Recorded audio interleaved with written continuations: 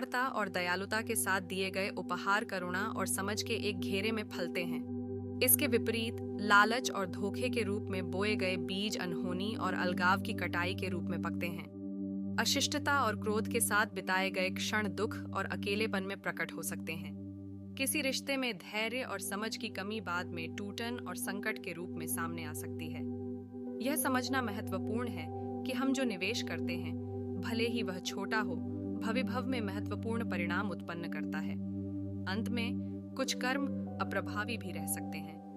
ये वे कार्य हैं जिनका प्रभाव हमारे स्वतंत्र इरादे से टकरा सकता है या हमारी उच्च प्रयोजनों द्वारा ओवरराइड किया जा सकता है। क्षमा का कार्य अतीत के नकारात्मक कर्मों के प्रभाव को कम कर सकता है।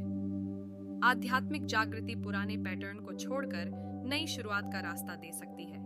निस्वार्थ सेवा के कृत्य स्वार्थी कार्यों के अवशेषों को साफ कर सकते हैं। यह समझना महत्वपूर्ण है कि कर्म का सिद्धांत विकास और परिवर्तन की गुंजाइश की अनुमोदन देता है।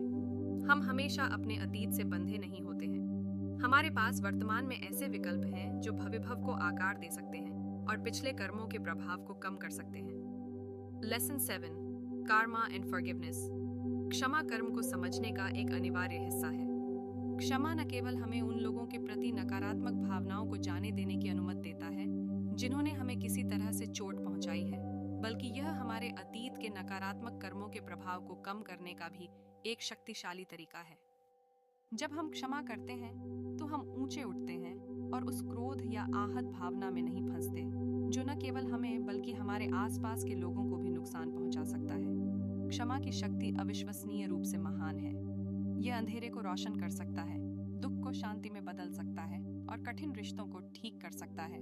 Lesson 8, Karma and spirituality. कर्म का सिद्धांत आध्यात्मिकता के मार्ग पर चलने का एक अनिवार्य अंग है। आध्यात्मिकता हमारे लौकिक कल्याण पर केंद्रित है और हमें अपनी आत्मा के उच्चतम स्व के साथ जुड़ने में मदद करती है। कर्म का सिद्धांत हमें दिखाता है कि कैसे हमारे विचार, शब्द और कार्य हमारे जीवन के अनुभवों को आकार देते हैं और हमें अपने वर्तमान और भविभव के निर्माता बनने का अधिकार प्रदान करते हैं। आध्यात्मिक अभ्यास के माध्यम से हम अपने मन की शुद्धता, अपने इरादों की शुद्धता और अपने कार्यों की निर्बाधता विकसित कर सकते हैं।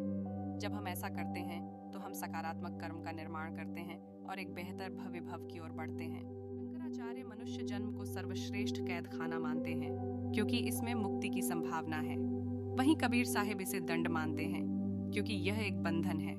इन दोनों मतों में भिन्नता दृष्टिकोण की भिन्नता के कारण है। शंकराचार्य इस जन्म को मुक्ति प्राप्त करने के अवसर के रूप में देखते हैं। उनका मानना है कि मनुष्य शरीर अन्य प्राणियों के शरीरों की तुलना में अधिक विकसित है और इसमें आत्म साक्षात्कार की क्षमता है। दूसरी ओर कबीर साहिब इस संसार को दुख का स्थान मानते हैं। उनका मानना है कि शरीर एक बंधन है जो हमें आत्मा से दूर रखता है। दोनों ही दृष्टिकोण सत्य के कुछ अंश को व्यक्त करते हैं। संसार में सुख और दुख दोनों हैं। यह इस बात पर निर्भर करता है कि हम इसे कैसे देखते हैं। मनुष्य शरीर हमें मुक्ति प्राप्त करने का अवसर देता है, लेकिन हमें इसका सही उपयोग करना चाहिए। छठा प्रश्न चित्त और बुद्धि के अंतर के बारे में है। चित्त अंतःकरण का एक हिस्सा है, जबकि चित्त चेतना से जुड़ा है।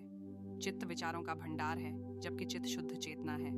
बुद्धि ज्ञान प्राप्त करने का उपकरण है, जबकि चित्त सत्ता का सार है। अंतःकरण मन, बुद्धि, चित्त और अहंकार, ये चारों तत्व हमारे विचारों, भावनाओं और संकल्पों को निर्धारित करते हैं। चित्त विचारों, संस्कारों और वासनाओं का भंडार है। यह अतीत के अनुभवों से प्रभावित होता है। बुद्धि विवेक करने और निर्णय लेने का उपकरण है। यह हमें सही और गलत में भेद करने में मदद करती है। चित्त शुद्ध चेतना है। यह निर्विचार और निर्विकार है। यह सत्ता का सार है। रास्ता चुनना तुम्हारे ही हाथ में है, इसलिए कभी चुने हुए रास्ते से हटकर भी नया रास्ता तलाशने से मत घबराओ। अपने भीतर झांको, आत्मावलोकन करो और फिर उस दिव्य शक्ति के सामने समर्पण कर दो जो तुम्हें संभाले हुए है। समय की कमी है तो भी घबराने की जरूरत नहीं। हर रोज कुछ मिनट निकालकर ध्यान लगाओ, शांत रहो और अपने मन की गहराइयों को सुनो। डिजिटल दुनिया के शोर से दूर हो जाओ, थोड़ा डिजिटल डिटॉक्स करो, प्रकृति की शरण में जाओ और खुद को फिर से खोजो। भौतिक सुखों की अंधी दौड़ में मत फंसो, संतोष को ज्यादा महत्व दो, यही सच्चा सुख है। समाज के दबाव में मत चलो, उनकी बातों को गौर से सुनो मगर फैसला खुद लो, क्योंकि ये तुम्हारी आत्मिक जागरण की यात्रा है। अगर मार्गदर्शन की जरूरत है तो तो लो, आध्यात्मिक किताबें पढ़ो, सत्संग करो, प्रवचन सुनो, सीखते रहो और आनंद के साथ इस आत्मिक जागरण की यात्रा पर आगे बढ़ते रहो। आज के लिए बस इतना ही। सब्सक्राइब और शेयर करना न भूलें। अपने सुझाव कमेंट में ज़रूर दें। धन्यवाद। आशा है कि आपको आज की बातें पसंद आई होंगी। अगली बार फिर मिलेंगे। तब तक सुरक्षित रहें और स्वस्थ रहें। नमस्ते।